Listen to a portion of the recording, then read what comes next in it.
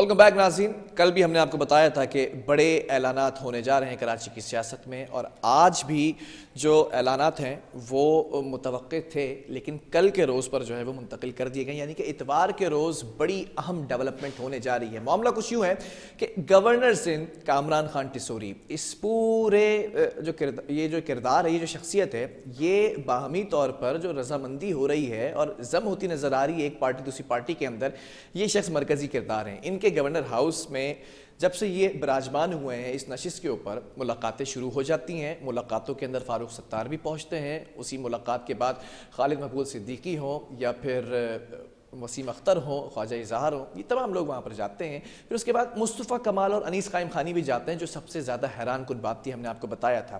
फिर उसके बाद हम देखते हैं कि एक फार्मूला तैयार किया जाता है राब्ता कमेटी की जानिब से। उस फार्मूले के ऊपर अमल दरामद होना शुरू हो चुकी हैं तमाम चीज़ें। कुछ ओहदे डिसाइड किए गए हैं, वो ओहदे भी मैं आपके सामने रखूँगा। फिर उसके बाद डेवलपमेंट भी आपके सामने रखूँगा। लेकिन कल के रोज़ जो हमारे नुमाइंदे वहाँ पर मौजूद थे PSP हाउस पर, और अनफॉर्चुनेटली गवर्नर साहब उस वक्त तक नहीं पहुंच सके थे, प्रोग्राम का वक्त खत्म हो चुका था। लेकिन जब गवर्नर वहां पर पहुंचे तो मुस्तफ़ा कमाल की, अनीस कायम खानी की और कामरान खान टिसोरी की मुलाकात हुई। तो पहले जानते हैं, देखते हैं, आपको बताते हैं कि उस मुलाकात के बाद वो जो प्रेस कॉन्फ्रेंस की, उसके बाद कामरान खान टिसोरी गवर्नर सिंध क्या कहते नजर आए। मुझे किसी ने नहीं कहा था कि मैं पूरे शहर में जगह जगह जाऊं, सियासी रहनुमाओं से मिलूं या उनसे मुलाकातें करूं, सिर्फ और सिर्फ एक वजह कि अगर अब नहीं तो फिर कभी भी नहीं। हमने आगे बढ़कर एक दूसरे का साथ देना है। हम अहद कर लें कि हमने अब मिलजुल कर खुद ही काम करने हैं। जो काम रियासत नहीं कर सकी वो हम करेंगे। हम एक सच्चे पाकिस्तानी हैं। मैं कम से कम बड़े फ़ख्र से कह सकता हूँ कि मैं इस कराची का बेटा हूँ, मैं उर्दू स्पीकिंग हूँ, मैं महाजिर हूँ, और मैं महाजिर हूँ। शुक्रिया मुस्तफ़ा भाई का कि इन्होंने तारीफ़ी कलमात कहे। शायद ये अकेले ही थे जिन्होंने मेरी तारीफ़ की। बड़े जादीदा हैं। ये नाज़रीन, आपने जाना कि गवर्नर सिंध कामरान खान टिसोरी क्या कहते नजर आया कि मैं कराची का बेटा हूँ, ये सब कुछ कराची के लोगों के लिए किया जा रहा है और कराची के लोगों के लिए मैं गवर्नर बना हूँ। बहरहाल मुस्तफ़ा कमाल भी पीछे ना रहे। मुस्तफ़ा कमाल जो कि PSP के चेयरमैन हैं, और कुछ ही वक्त के बाद, 72 घंटों का हमने आपको टाइम दिया था, अब लगता है कि कल के रोज़ कुछ ऐलानात हो जाएंगे। जम होने जा रही है ये पार्टी। तो PSP पार्टी के चेयरमैन क्या कहते नजर आए, वो भी आपको सुनवाते हैं। आज जो अमन का गहवारा है, इसमें हमारा हिस्सा है। हम इसको आगे लेकर जाना चाहते हैं। हम इसको इसको इसको नए लेवल पे लेकर जाना चाहते हैं। और उस नए लेवल पे लेकर जाने के लिए जब गवर्नर साहब ने हमसे पहली मुलाकात में अपनी बात रखी, सामने बात रखी कि हमें शहर के लिए मिलजुल कर काम करना चाहिए, तो मुझे एक लम्हे के लिए भी तरद्दुद नहीं हुआ इस वाली बात पे, क्योंकि हम ये बात पहले से कहते चले आ रहे हैं। आप सब लोग, मेरे जिम्मेदारान और कारकुनान गवाह हैं कि मैंने मीडिया के सामने दर्जनों दफा ये बात की है कि इस शहर के मसाइल के, हुकूक के लिए कोई भी आए और आगे चले, मैं उसके पीछे चलने के लिए तैयार। कुछ भी हो, मैं कराची के लोगों के लिए किसी के भी पीछे चलने को तैयार हूँ। ऐसा लगता है कि गवर्नर सिंध कामरान खान टिसोरी, ये मैं थोड़ा सा माजी में ले जाता हूँ, याद माजी अजाब यार, अब छीन ले मुझसे हाफजा मेरा। फारूक सत्तार साहब जब कामरान खान टिसोरी को एंटर करा चुके थे पार्टी के अंदर, तो कुछ वजूहात की बिना पर खुद पार्टी से बाहर निकल गए और फिर MQ बहाली के कमेटी के नाम से जो है वह अपनी तहरीक चलाते रहे। और आज फारूक सत्तार साहब भी ये कहते नजर आ रहे हैं कि जो मेरा मिशन था वो कंप्लीट हो चुका है। इस तमाम डेवलपमेंट के अंदर हमारे रिपोर्टर जो है वो तमाम सियासी जमातों के साथ साथ रहे, उन्हीं से जानेंगे कि क्या डेवलपमेंट्स हैं जो अब मुतवक्के हैं कल के रोज़। मुजम्मिल फिरोजी ज्वाइन कर चुके हैं। मुजम्मिल, जानना चाहूँगा, ये जो तमाम हमने इस वक्त बयानात चलाए हैं, इसके बाद की डेवलपमेंट क्या हुई है? अच्छा बिलाल, देखिए, बिल्कुल ये जो हमने जब MKM ने गवर्नर सिंह को नामजद किया था, तो उसका जिस तरह से इनको मुबारकबाद दी गई थी तमाम धड़ों की तरफ से, बाशुबोल मुस्तफा कमाल के, कामरान टिसोरी की तायराती का जिस तरह खैर मकदम किया गया था, तो उसी वक्त हमने एक बात की थी, अगर आपको याद हो, कि ये सब कुछ एक इंतजाम की तरफ जाएगा। जिस तरह सब इनको वेलकम कर रहे हैं कि लग रहा है कि सबकी रजामंदी से उनको गवर्नर से तैनात किया गया है, और उनकी ये तमाम चीजें, वो शख्स गवर्नर सिंह जिनको लोग सेनेट का टिकट नहीं दे रहे थे, 122 असेंबली का टिकट नहीं देने से राजी थे, वो जब इन सबको, जिसकी वजह से एमक्यूएम तकसीम हो रही थी, आज वो सबको एक कर रहे हैं। माजी में शहरी सिंध से वाजे बर्तरी रखने वाली मुत्तहिदा कौमी मोमेंट के धड़े बन चुके थे और वो 4 धड़ों में तकसीम हो चुकी थी, और उन सबको एक करने में गवर्नर सिंह ने जो किरदार अदा किया है, इससे पहले फारूक सत्तार की कोशिश कर चुके थे, मगर वो उनको इस तरह कामयाबी नहीं मिली जो कामयाबी गवर्नर सिंह के सर बनी है। और इसका ज्यादातर किरदार, जो अहम किरदार अदा किया है, वो गवर्नर सिंह ने, जो गवर्नर हो तो मुलाकातें की हैं, उनके बाद से ये नजर आना शुरू हुआ है। और जो अहम डेवलपमेंट आप बात कर रहे हैं, कल मुस्तफा कमाल ने अपने जो अहदेदारान थे उनसे मुलाकात की गवर्नर सिंह से के आमद से कबल, और उसके बाद ही हमने ये पहले हमने बता दिया था कि ये जो मुलाकात है गवर्नर सिंह की आमद की वजह से है, अपने वो अहदेदारान को एतमाद में ले रहे हैं कि आज गवर्नर सिंह आएंगे। और अब जो इतवार को जो डेवलपमेंट होने जा रही है, मुज़म्मिल, मैं ये जानना चाहूंगा, कल के रोज गवर्नर सिंध जाते हैं पीएसपी हाउस, मुस्तफा कमाल और अनीस कायम खानी से मुलाकात करते हैं, क्योंकि इन दोनों का नाम सामने आया है राब्ता कमेटी की जानिब से भी कि ये अगर पार्टी जम करेंगे तो अहम ओहदों पर फाइज किया जाएगा इन दोनों शख्सियात को। तो इस पर मुत्तफिका तौर पर पीएसपी के जितने भी मेंबरान हैं वो मुत्तफिक हैं। अच्छा देखिए बिलाल, अभी तक मुस्तनद बात सामने नहीं आई है, जराए से पता चला है, जो हमारे जो सोर्सेज है उन्होंने बताया है कि तमाम धड़े जो हैं एमकेएम के बशमूल मुस्तफा कमाल और अनीस कायम खानी, वो राजी है इस बात पर कि एमकेएम राब्ता कमेटी के कन्वीनर खालिद मकबूल सिद्दीकी ही होंगे। मुस्तफा कमाल और अनीस कायम खानी और फारूक सत्तार को सीनियर डिप्टी कन्वीनर राब्ता कमेटी का ओहदा दिया जाएगा।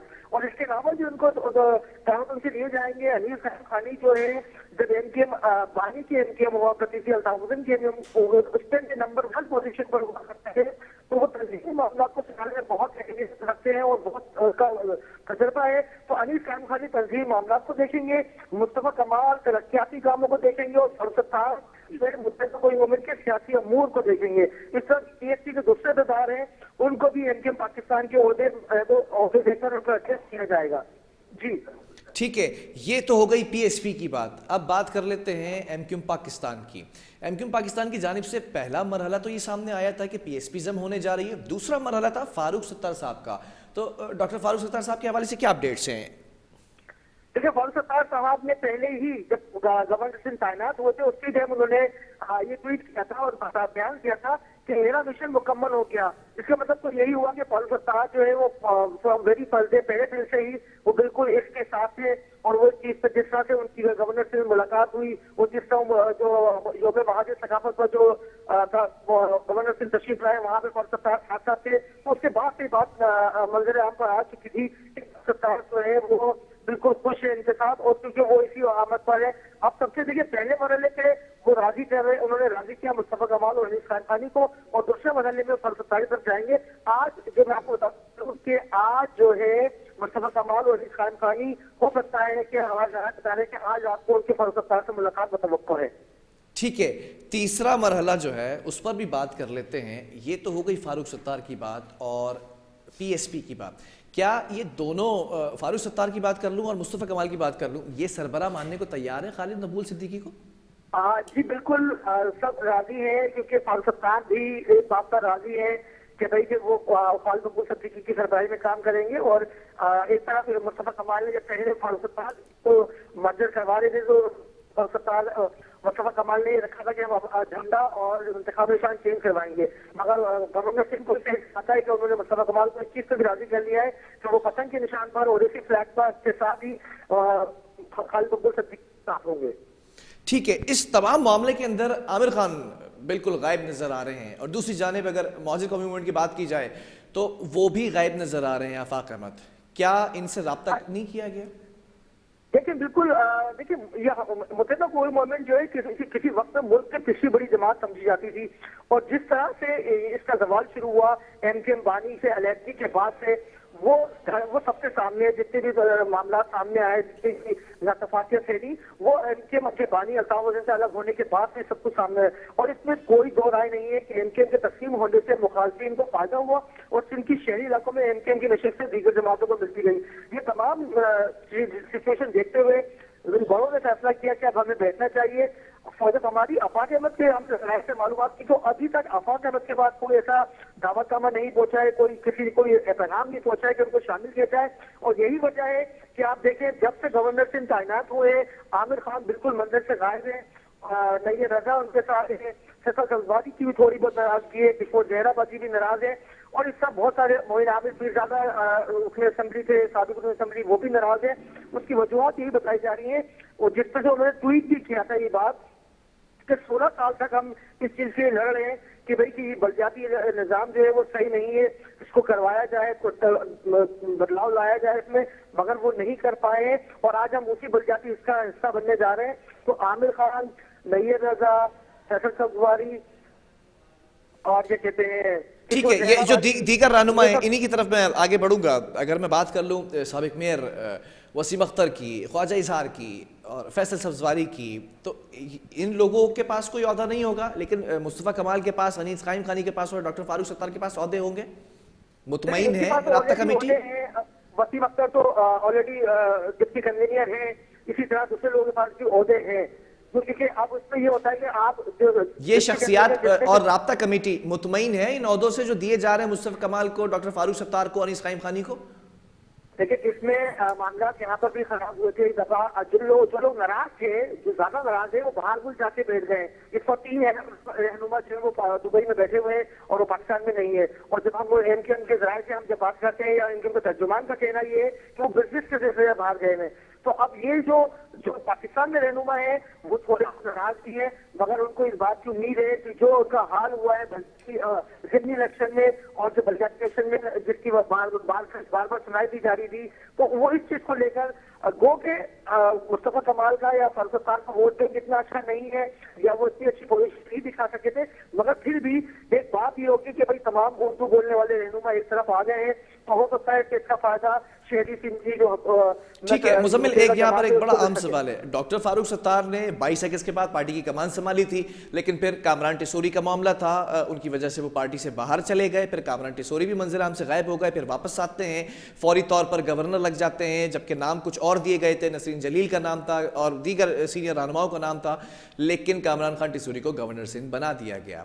अब इस तमाम सिनेरियो के बाद डॉक्टर फारूक सत्तार ने अलहदगी इख्तियार तो कर ली थी, लेकिन वो एक मिशन के ऊपर थे। वो मिशन कहते रहे कि मैं सबको मुत्तहिद करना चाहता हूँ। 2 से 3 मरतबा खालिद मकबूल सिद्दीकी से मुलाकात भी हुई ज़िमनी इंतखाबात के सिलसिले में, लेकिन वो भी बात खटाई का शिकार हो गई। उसके बाद अब मुस्तफ़ा कमाल ने जब पार्टी का आगाज़ किया, पाक सरज़मीन पार्टी का, तो बड़ा एक स्ट्रॉन्ग नैरेटिव था एमक्यूएम पाकिस्तान के खिलाफ। अब वो नैरेटिव कितना नुकसान देगा मुस्तफ़ा कमाल को, या फिर उनके जो कारकुनान हैं वो इस बात पर हामी भरते नजर आ रहे हैं कि आप पार्टी को जम करने जा रहे हैं एमक्यूएम पाकिस्तान में, जिसके लिए आप बातें करते रहे? अच्छा देखिए, इस बात में तो कोई दो राय नहीं है कि मुस्तफा कमाल जो है वो कराची के अवाम को मुतासिर नहीं कर सके। उसकी वजूहत यही थी कि हर बंदा ये समझता था कि इनके पर कोई तीसरा हाथ है, इनको लेकर आने वाली कोई तीसरी कुव्वत है, यही वजह है।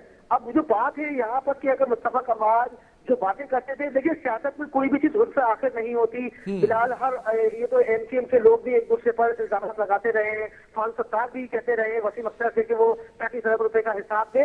ये सब बातें खत्म हो जाती है फिलहाल जब अपने जाती मफादात सामने आते हैं। और अब तो ये बात जो कर रहे हैं वो कराची के मफाद की बात कर रहे हैं। गवर्नर सिंह बार बार कह रहे हैं कि मैं कराची का बेटा हूँ, मैं महाजिर हूँ, मैं कराची की मुझे फिक्र है।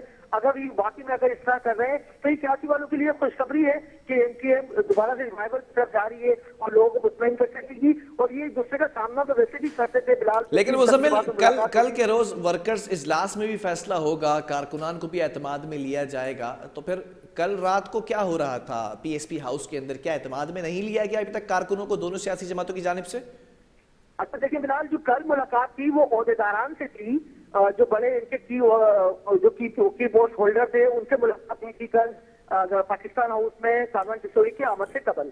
उसके अब जो उन्होंने इतवार को बुलाया है वो जनरल वर्कर इजलास है, और जब हमने अपने जराये से मालूमात हासिल की है तो वो मुस्तफा कमाल जो है वो दिखाना चाहेंगे कि भाई मैंने जो है वो जमहूरी रिवायत को बरकरार रखते हुए अपने लोगों से एतमाद में लेंगे उनको कि अब हम ये करने जा रहे हैं। अल्ताफ हुसैन भी आपको याद होगा कि वो भी एक बुलाया करते थे, मैं करूं या नहीं करूं, सब बोलते जी भाई करें। तो वो वाला सिस्टम मुस्तफा कमाल के अंदर भी वो चीजें पाई जाती है जिससे वो भी वन मैन शो चलाते हैं। तो अब वो लोगों को बता के वो दिखाना चाहेंगे, जब मीडिया मीडिया को भी इन्वाइट बुलाया जाएगा, उसके बाद मीडिया से भी टॉक होगी।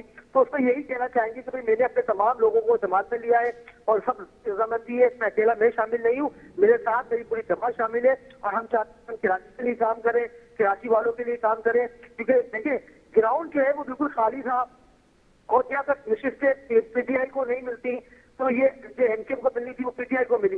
अगर वो निशिस्तें अगर ये मिलकर लड़ते इलेक्शन, अगर हम बोर्ड राउंड करें मुस्तफा कमाल का भी और या कहते हैं मुतहदा कोई गवर्नमेंट का भी जो बैंक टूट रहा है हमारा, और देखिए इसमें सबसे अहम रोल जो अदा करता है वो जमीनी हकाइक ये है कि एमकेएम जब एक हो जाएगी, ये तमाम धड़े एक हो जाएंगे तो इसका फायदा शहरी कराची को जरूर पहुंचेगा। अच्छा मुजम्मिल, इस तमाम सिनेरियो के अंदर फारूक सत्तार की पोजीशन कितनी स्ट्रांग नजर आ रही है या कितनी वीक नजर आ रही है? क्योंकि फारूक सत्तार ही लेकर आए थे कामरान खान टिसोरी को और कामरान टिसोरी ही इस वक्त जो है वो चैंपियन बने हुए हैं। अगर वफाक से बात करानी हो तो कामरान टिसोरी हैं जो कि गवर्नर सिंध हैं, अगर दीगर सियासी जमातों से बात करानी है तब भी गवर्नर सिंध है, अगर इल्हाक करना हो तब भी कामरान खान टिसोरी हैं। तो फारूक सत्तार की पोजीशन कितनी स्ट्रांग है या कितनी वीक है इस वक्त? देखिए बिलाल, एक बहुत मशहूर मुहावरा है कि जो एक आदमी आगे होता है कोई बंदा होता है, तो बिल्कुल फारूक सत्तार जो है वो इस वक्त अगर देखा जाए तो उन्होंने किंग मेकर वाला किरदार अदा किया है। फारूक सत्तार ने इनको लड़ के पहले सूबाई असम्बली का टिकट दिलवाया था, फिर सेनेट इलेक्शन पे भी उनको लड़ के टिकट दिलवाया था और ये वही वजह है जो आमिर खान नाराज हुए हैं गवर्नर से तैनाती को, जो आमिर खान नाराज हुए तो उसके बाद से आज तक गैर फाल है वो, और इसकी यही वजह है वो उनकी नाराजगी की वजह फारूक सत्तार थे, क्योंकि फारूक सत्तार और आमिर खान की नहीं बनती थी। फारूक सत्तार जो जितना पावरफुल होते जा रहे हैं और आमिर खान से पीछे चले गए, उसकी वजह यही है कि फारूक सत्तार की जो एफिलिएशन है या फारूक सत्तार का जो किरदार है वो बढ़ता जा रहा है और इस चीज को जो अंदर बैठे हुए रहनुमा है वो इस चीज को बाखूबी समझ पाए हैं। यही वजह है कि जो आमिर खान का हामी ग्रुप था वो खामोश होकर दुबई में जाके बैठ गया। चलें, बहुत शुक्रिया मुजम्मिल इस हवाले से हमें ब्रीफली बताने के लिए। नाज़रीन, मामला तब देखने हैं कि कल के रोज़ यानी कि हफ्ते के रोज़ जो है वो कहा जा रहा है कि कुछ ना कुछ फ़ैसले कर लिए जाएंगे, लेकिन हमारे ज़राए के मुताबिक इतवार को ये तमाम चीज़ें जो है वो एग्जीक्यूट होनी है, तमाम चीज़ें लेआउट आ जाएगा सामने कि किस शख्सियत को कौन सा अहदा दिया जाएगा और PSPism होकर MQ पाकिस्तान में मिलने जा रही है। आमिर खान क्यों खामोश हैं, आफाक अहमद को क्यों नहीं पूछा गया, या फिर खालिद मकबूल की सरबराही के अंदर डॉक्टर फारूक सत्तार और अनीस कायम खानी और मुस्तफ़ा कमाल क्या काम करने के लिए तैयार हैं, या फिर वसीम अख्तर की बात कर ली जाए, फैसल सब्ज़ारी की बात कर ली जाए, ख्वाजा इज़हार की बात कर ली जाए या दीगर राब्ता कमेटी के मेंबरान की बात कर ली जाए, तो वो क्या हिमायती हैं इस फैसले के या फिर नहीं, ये तमाम चीज़ें कल के रोज़ वाज़े हो जाएंगी। बहरहाल वक्फे की तरफ जाएंगे, इसके बाद बात करेंगे। नान बाई एसोसिएशन की जानिब से कराची में नान की कीमतें बढ़ा दी गई हैं। हमने आपको बताया था कि मुर्गी की कीमतों में होशरबा इजाफा है, मुर्गी के गोश्त की बात की जाए, अंडों की बात की जाए और अब नान की यानी कि रोटी की भी अगर बात की जाए, वो बेसिकली आटे से मुंसलिक है। तो जब कीमतों में इजाफा हुआ है तो इस वक्त कीमतें नान की बढ़ चुकी हैं, ये आपको बताएंगे वक्फे के बाद।